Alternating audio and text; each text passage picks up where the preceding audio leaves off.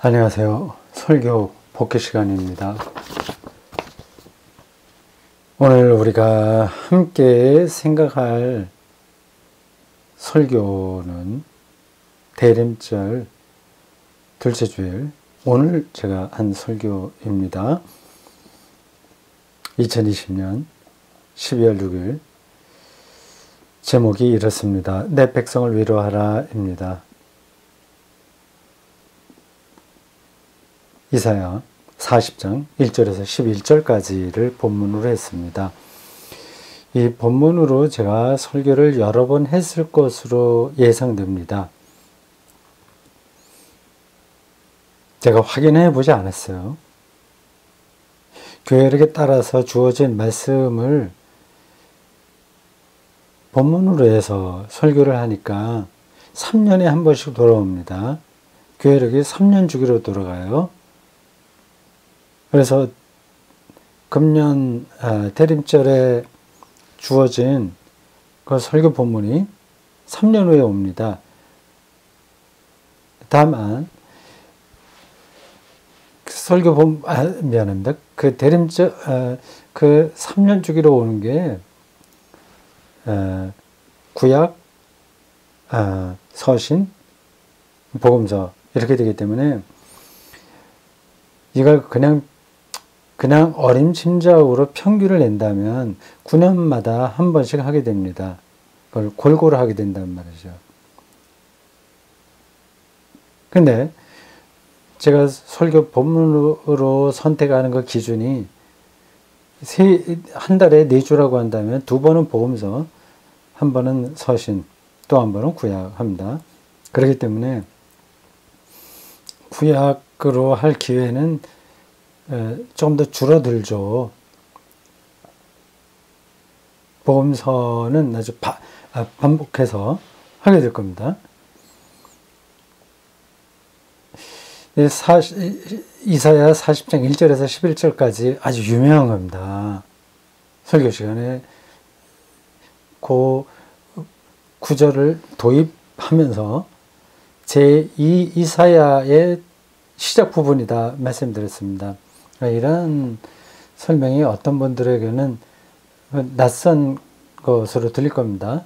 뭐 제2 이사야가 있다고 하면 제1 이사야도 있다는 얘기인가? 물론 그렇습니다. 그 제3 이사야도 있습니다. 그건 뭐 학자들이 붙인 이름이고, 이사야는 그냥 한 묶음으로 되어 있습니다. 66장까지 있어요. 굉장히 긴 성경입니다. 그걸 왜 제1, 제2, 제3 이렇게 나누냐? 그런 질문이 가능하죠. 그건 뭐 제가 자세하게 설명하지 않겠습니다. 그 단락마다 그 역사적 배경이 다르다는 것을 근거로 본다면 그 쓴 사람이 다른 게 분명한 겁니다. 제1 이사야 1장부터 39장까지는 바벨론 포로 이전의 역사적 상황을 담고 있고요. 제2 이사야 40장부터 몇 장까지죠? 또 갑자기 생각이 안 나네. 40장부터 55장까지는 바벨론 포로 생활, 시작 부분이 아니라 좀 뒤로 가서 그 얘기를 역사적 배경으로 하고요. 그 다음 56장부터 66장까지는 바벨론 포로 귀환 이후의 이야기를 역사 배경으로 삼고 있습니다. 그 구분이 되는 거예요. 근데 제2 이사야 이 부분이 고난받는 그 유대 민족들을 향한 희망의 메시지이기 때문에 초기 기독교인들이 굉장히 중요하게 생각했습니다.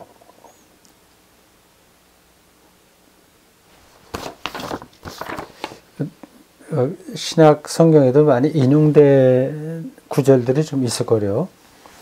근데 이 제2 이사야가 이제 왜 중요하냐 하면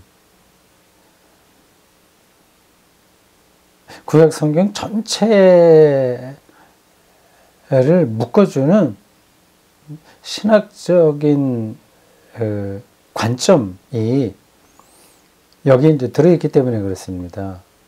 이 말이 너무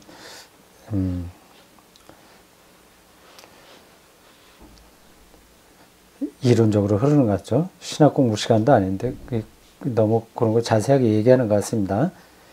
줄여야 되겠습니다. 뭐 이런 건 뭐 꼭 필요한 건 아닌데 지금 또 설교 시간은 아니고 설교 복귀라서 참고적으로 조금 얘기하는 겁니다. 또 아는 분들은 또 다 알기 때문에 제가 이렇게 길게 말할 필요는 없을 것 같습니다. 기원 1587년에 있었던 바벨론에 의한 예루살렘 멸망이 구약 성경의 기본 토대라고 할 수 있습니다.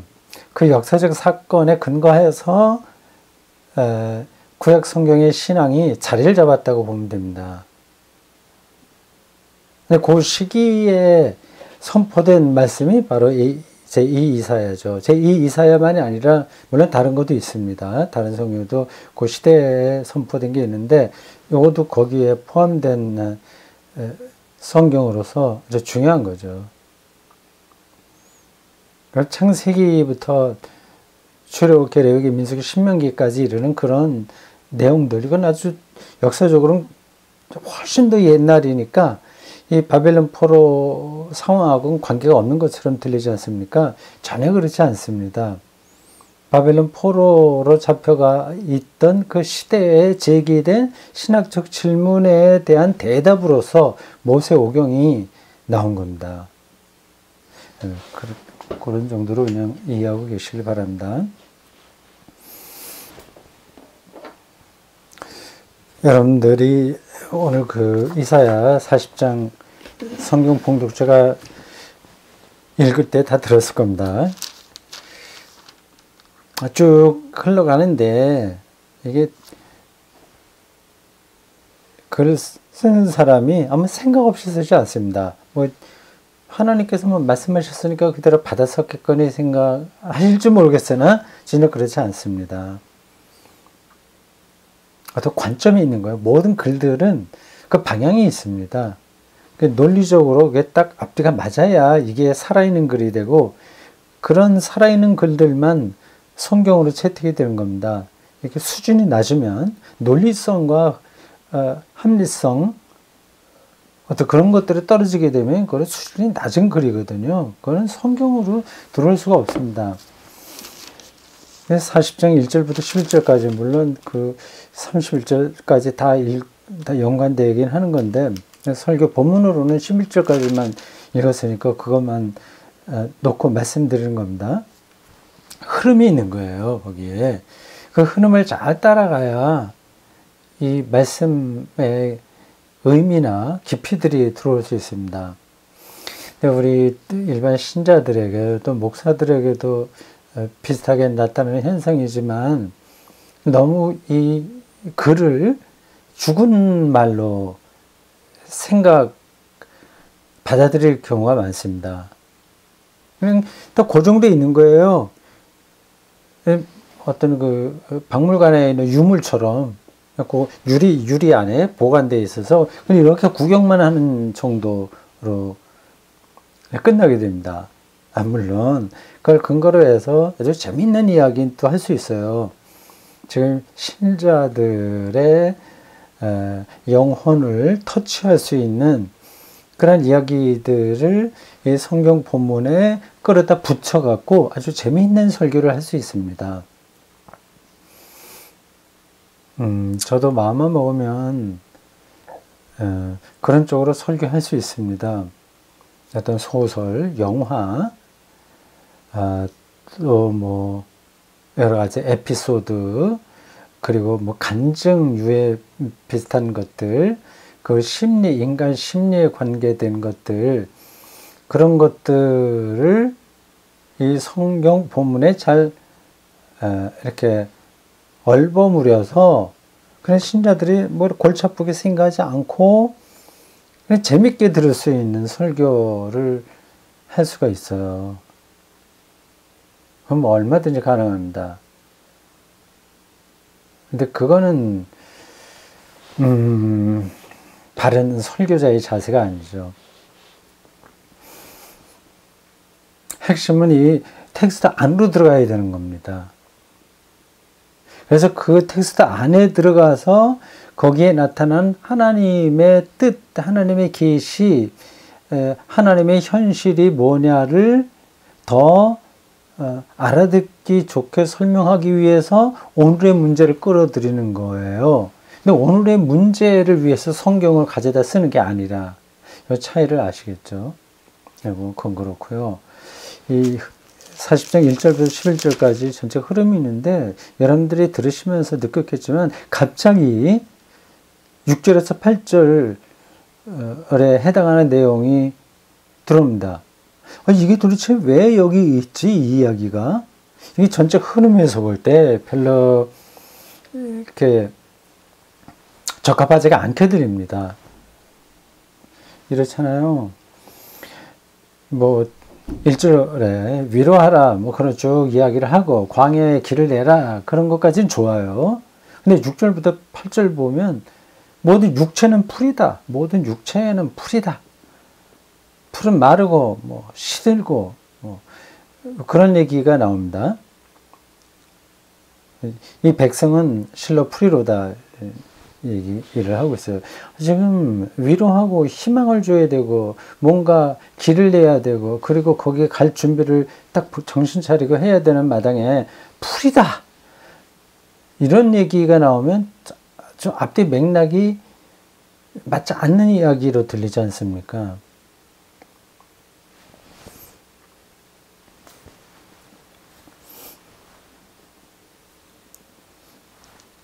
그러니까 왜 제2 이사야가, 그냥 이사야라고도 얘기하겠습니다. 제2를 빼고도 얘기하더라도 그 사람을 얘기한다 생각하시기 바랍니다. 제1 이사야는 이사야가 맞고요. 그 제2 이사야는 누군지 모르는데 익명의 어떤 저자예요. 어쨌든 지금 우리는 편하게 이제 이사야라고 부르면 됩니다. 근데 그가 왜 이런 이야기를 했는지를 눈치채야 돼요. 설교하는 사람은. 그리고 또 듣는 사람은, 또 성경 읽는 사람들은 해야 됩니다. 이게 앞뒤 맥락에 맞지 않는 이야기가 푹 쑤시고 들어온 거 아니겠습니까? 왜 그랬을까? 그걸 제가 설교 시간에 조금 얘기했습니다. 그 맥락을. 그러니까 그런 것들을 잘 짚어야 성경이 정말 살아있게 들립니다. 이게 그냥 생각 없이 읽다 보면 풀이다, 이거는 뜬금이 없어요. 이건 없어도 되는 얘기인데 막 들어왔습니다. 이게 왜 이런 얘기를 했는지는 설교 시간에 했으니까 지금 여기서 다시 말하지 않겠습니다. 그거는 새겨 들으시면 다 아실 거고요.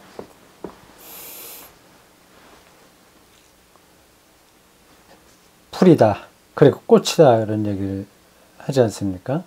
그러니까 우리의 실존을 정확하게 뚫는 문장이죠. 정말 힘이 있는 글은 별로 길게 하지 않는 것 같습니다. 아주 간략한 것 같아요. 물론 길게 뭐를 설명해야 될 때도 있긴 있죠. 근데 정말 강력한 거는 짧습니다. 시가 가장 강력한 텍스트로 보여요. 모든 백성은 풀이다. 그 이야기를 하면서 그게 왜 위로가 되냐, 말씀드렸습니다. 그건 설교 시간에 한 건 다시 말씀드리지 않겠고요. 설교 시간에 하던 이야기, 한 이야기 중에서 약간 좀 보충하고 싶은 거는 이겁니다. 모든 육체가 풀이라고 하는 사실을 뚫어본다면 잘난 척하는 사람들 겁낼 필요 없고, 겉으로 볼 때 힘이 있다고 생각하는 사람들도 이거 두려워할 것도 없죠. 그냥 풀이니까, 똑같으니까요. 다 풀이니까 겁낼 필요가 없는 거죠. 그러니까 바벨론 군사 그 제국도 거기 구성하고 있는 그 바벨론 민족, 잘났다고 하는 그 제국 민족들, 그 황제들 이런 사람들도 다 풀이다. 그러니까 겁낼 거 없다. 겁니다. 실제로 그래야 됩니다. 실제로 그렇고요. 다 풀입니다. 이건 은유라고 하는 건 알죠? 실제 풀이라고 하는 게 아니라 풀처럼 시든다고 하는 겁니다. 아무리 화려한 것들도 다 그렇게 돼요. 그 두려워하지 않는다고 하는 관점이 하나 있고, 또 하나는 불쌍히 여길 수 있다고 하는 겁니다. 그래서 자기 가족도 불쌍하게 기본적으로 여겨야죠. 연민이 가장 인간 사이에 그 친밀감을 느낄 수 있는 감정과 의지인 것 같습니다. 자기 아내, 자기 남편, 자기 부모, 자기 자식을 곧 시들게 될 풀이라고 느끼게 되면 불쌍하게 생각하는 거죠. 그래서 그 사람들에게 좀 한계, 약점, 또 좀 마음에 안 드는 게 있다고 하더라도 뭐 좀 그럴 땐 불편하긴 하겠으나 곧 풀이다. 그렇게 생각한다면 불쌍하게 생각이 되는 거고요. 그거는 정말 불쌍하다 이제 그런 뜻은 아닙니다. 그 표현 적당한 말이 표현 나오지 않아서 그냥 그렇게 단어를 붙였습니다. 연민인데 우습게 본다는 점에서 가여운 게 아니라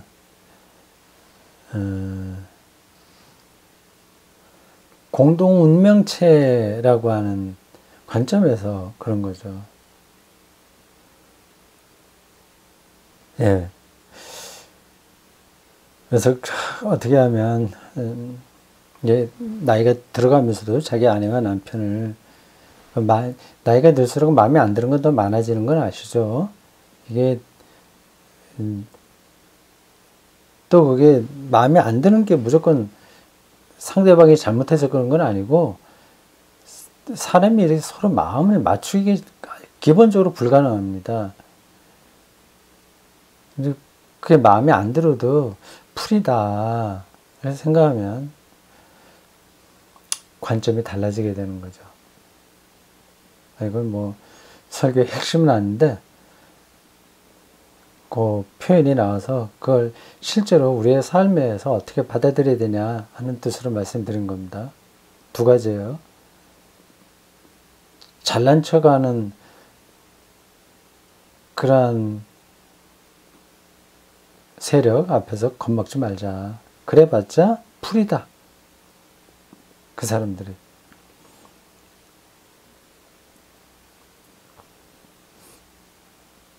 그런 겁먹지 말자 하는 거고, 모든 사람들은 풀이니 불쌍하게 생각하자.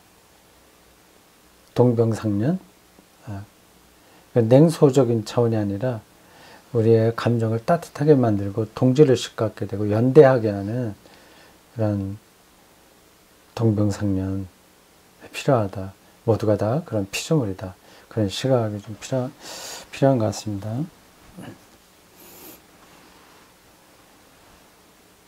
네, 그 모든 육체는 풀과 꽃인데 그건 시들어가는 거잖아요. 그냥 하나님의 말씀은 더 선다. 그 얘기를 했습니다. 그러니까 우리가 풀과 꽃과 같은 운명이라고 하더라도 두려워하지 않게 되는 거죠. 그 설교 그 대목에서 하나님의 말씀이 뭐라고 그러죠? 선다고 그랬나? 어떤 표현이 영혼이 서리라 든든하게 서는 거죠. 그걸 제가 충분하게 설명하지 못하고 지나갔습니다. 네, 그걸 뭐 그래도 그 뒤에 설명으로 어느 정도는 연관이 좀 됐을 거예요. 그래서 설교 진행하는 데서 그런 부분이 좀 어렵습니다. 이걸 어디까지 끌고 가서 다음 단계로 넘어가야 되는지를 정확하게 이거를 결정하기 어려운 거예요. 뭐 그건 어쩔 수 없죠. 근데 그래도 그게 큰 문제가 되지는 않습니다. 설교자가 어떤 관점을 갖고 설교하게 되면 또 그것이 기독교 전체 신앙에서 크게 엇나가지 않는다면 조금 그 단락을 자기가 잘못 나누거나 이 설명이 조금 부족하거나 하더라도 큰 문제는 되지 않습니다. 하나님의 말씀은 영원히 산다. 그것에 우리가 몰입해야만 자기가 풀과 같이 시드는 운명 가운데 있다고 하더라도 두려워하지 않고, 그리고 이것저것 신경 쓰지 않고 하나님의 길을 예비하고 바벨론에서 예루살렘까지 순례의 길을 떠날 준비를 하게 되는 거죠.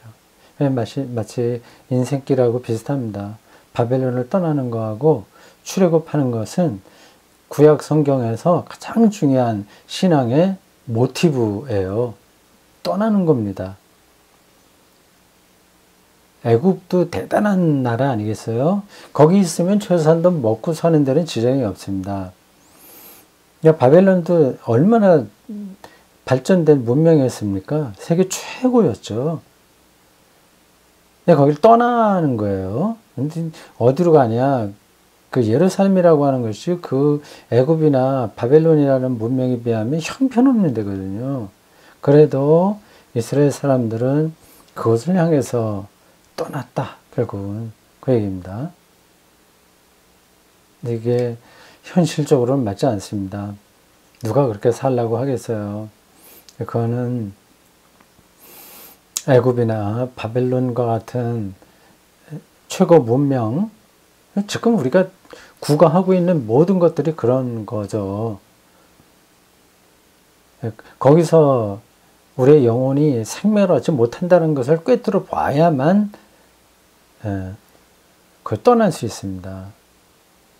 근데 그게 21세기의 자본주의가 아주 강고하게 힘을 발휘하는 세계 속에서 그러한 출애굽, 출바벨론, 이걸 자기의 삶의 근거로 삼는 것은 참 어렵습니다. 뭐 어려워도 그쪽으로 가야죠. 그러니까는 억지로 가는 건 아니고 점점 그쪽으로 눈이 밝아지게 될 겁니다. 틀림없어요.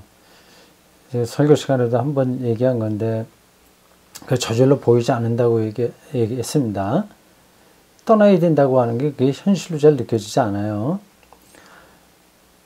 근데 그거는 그래도 최소한도 기독교 신앙의 테두리 안에서 진정성 갖고 따라가다 보면 그쪽으로의 어떤 방향성이 확고하게 세워질 겁니다. 그건 개인에 따라서 차이가 좀 많아요.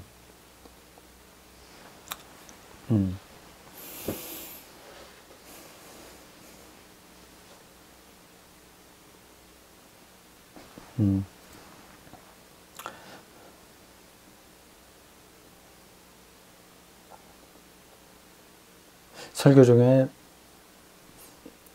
그 전쟁 이야기 잠깐 했죠. 그리고 홍수 난 이야기도 했습니다.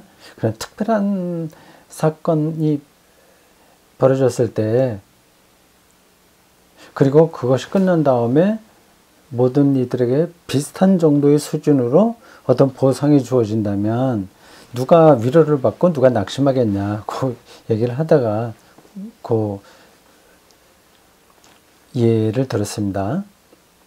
그러니까 자기가 기존에 쌓았던 모든 것들이 다 없어지고 모든 사람들에게 똑같은 정도로만 무엇이 주어진다고 할 때 당연히 기존에 많은 것을 쌓았던 사람들은 억울하게 생각하는 거죠.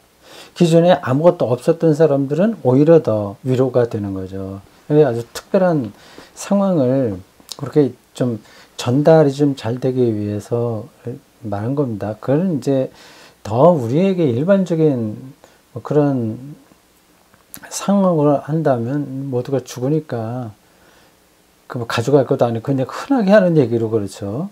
가져갈 것도 아니고 뭐 자식들에게 남겨준다고 하는데 그건 또 하나의 우리의 어떤 죽으면서의 위로가 될 수도 있을지 모르지만 그것도 확실한 게 아니거든요. 됐습니다. 그거까지는 제가 말씀드리지 않겠습니다. 절대적인 그 아주 특별한 그런 상황에 접해 보면 자기가 많이 쌓았던 것들이 우리에게 위로가 되지 못한다. 오히려 없었던 것들이 위로가 된다. 그런 얘기였어요. 그러면서 제가 이어서 한 이야기가 그 특별한 상황이나 우리가 평범하게 생각하는 일상이나 삶이라고 하는 점에서는 사실은 똑같다. 그 얘기했습니다. 그게 전달이 되는지 모르겠어요. 거기서도 제가 충분하게 이야기는 못했습니다. 그러니까 완전히 다른 상황이잖아요. 전쟁과 같은 데에서는 모든 게 다 이제 없어지는 거니까 특별한 상황이죠. 그때는 정말 가진 자나 없는 자나 운명이 똑같이 되죠.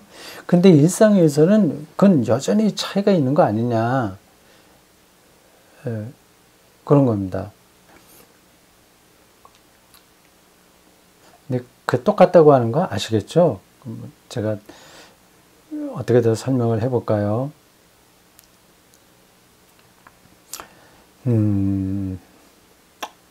사실 다른 때도 늘 말했던 건데 또 하려고 그러니까 하여튼 이게 또 한다 그럴 것 같아서 약간 망설여지긴 합니다.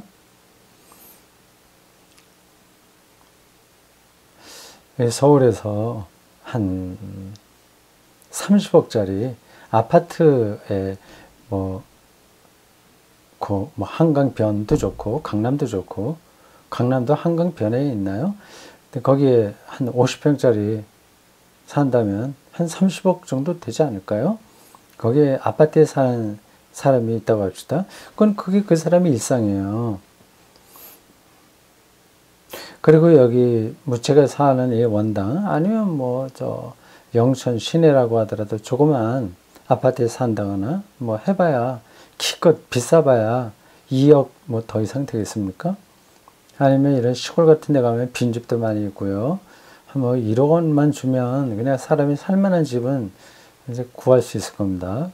근데 산다고 합시다. 다 일상이에요.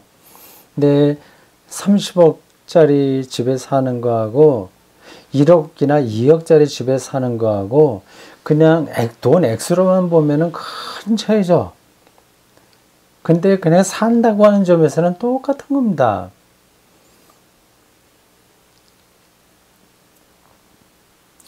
거기서 편리한 거 불편한 거 이거저거 따지기 시작하면 건 끝이 없죠. 근데 산다고 하는 차원에서는 똑같습니다. 30억짜리 아파트에 살면서 계속 머릿속으로는 이걸 어떻게 굴려서 더 돈을 늘릴 것인가 라든지 아니면 이거 참 허무하다 그런 데 빠질 수 있고요. 1억 원짜리 집에 이렇게 살면서도 어떤 생명 충만감을 누릴 수가 있습니다. 이제 뻔한 이야기처럼 들리긴 하실 텐데 어떤 쪽을 선택하시겠어요, 여러분들은요? 그래 30억짜리 그 비싼 거 앞으로도 또 더 오르게 될 그런 아파트에서 아주 생명 충만하게 여유 있게 살지 좋은 거 다 하지 그게 최선이다 하실 겁니다. 물론 그렇게 사는 사람도 있어요. 그런데 생명 충만감, 자기 존재한다는 것을 영혼으로 가득 채워서 사는 사람, 그래서 옆으로 날아가는 작은 곤충들, 나비들, 별빛, 아니면 바람, 흙, 이런 것들로 자기 영혼이 충만해지는 그런 삶을 누린다면 시골에서 1억 원짜리 사는 거나 서울 강남에서 30억 원짜리 사는 사람들이나 이게 절대적인 것이라서 차이가 없는 거예요. 아시죠? 그 수학에서도 뭐 정확한 수학 그 용어가 기억이 안 나는데, 무한 앞에서는 유한은 아무리 커도 0입니다. 다 똑같아요. 0이에요. 무한 앞에서 유한은 아무리 커도. 생명 충만을 누린다면 이것도 제가 설명하지 않아도 되겠죠. 생명 충만이 뭔지. 제가 설교하면서 늘 이 단어를 썼을 때 회중들에게 어떻게 전달될까 하는 생각을 늘 합니다.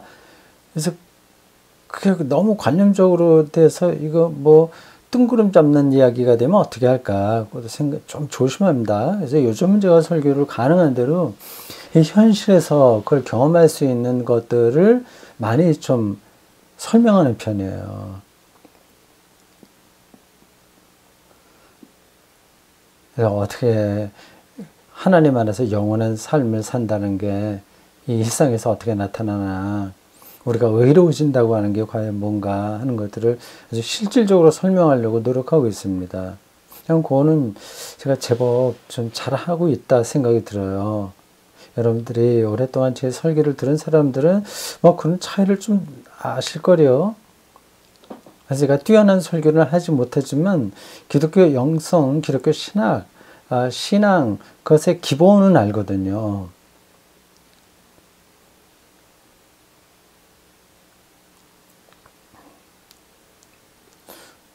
우리가 예수를 믿음으로 의로워졌습니다. 여러분 믿습니까? 우리는 의로운 사람들입니다. 우리는 구원받았습니다. 영원한 생명을 얻습니다. 그렇게 막 선포하잖아요. 그게 틀린 말은 아닌데 그게 뭔지를 모르고 그런 설교를 할 수 있습니다. 그렇게 막 내뱉을 수 있어요. 그러니까 과연 도대체 영원한 생명을 얻는다는 게 뭔지 한번 설명해 봐요. 우리가 알아듣게, 교회 다니지 않는 사람들도 좀 알아듣게 한번 설명해 봐야 하면은 그 설명할 설교자들이 이렇게 많지 않을 거예요. 없는 건 아니나 많지는 않습니다. 그러한 노력을 좀 하고 있는데, 생명 충만 이걸 또 다시 또 설명할 필요는 없잖아요. 그게 절대적인, 그러니까 무한이에요. 무한. 수학의 수로 말해 무한의 수입니다.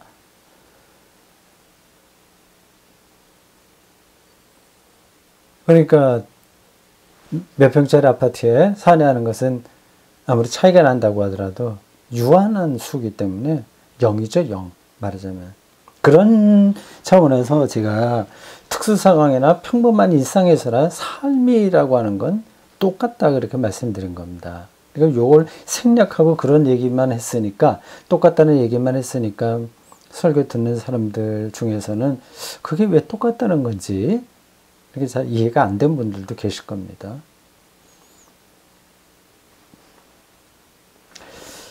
자, 그쪽으로 계속 들어가야 됩니다. 우리 일상에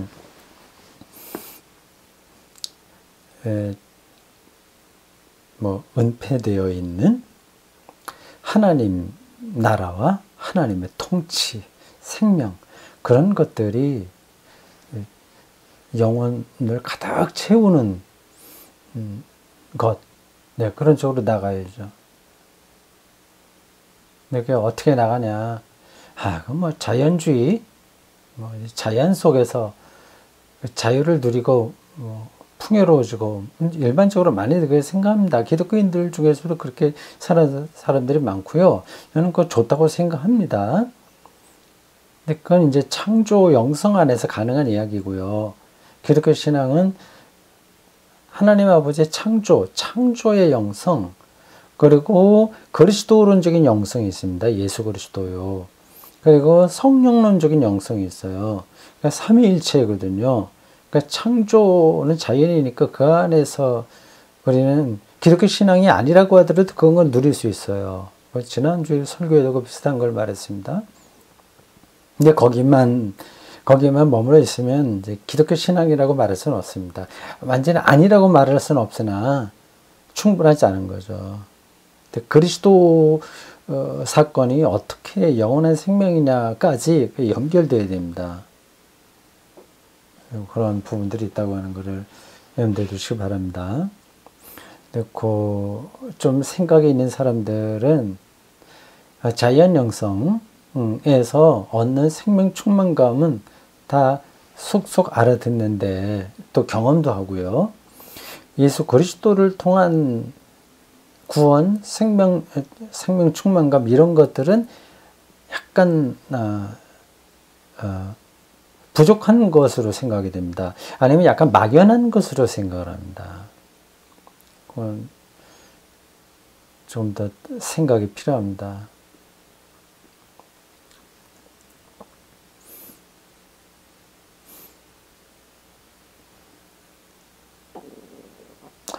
결론 부분에서 제가 하나님은 오신다 그런 얘기를 했습니다. 오신다. 능력자로 오신다.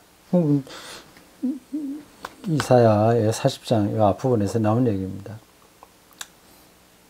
이걸 막연하게 느끼면 안 되는데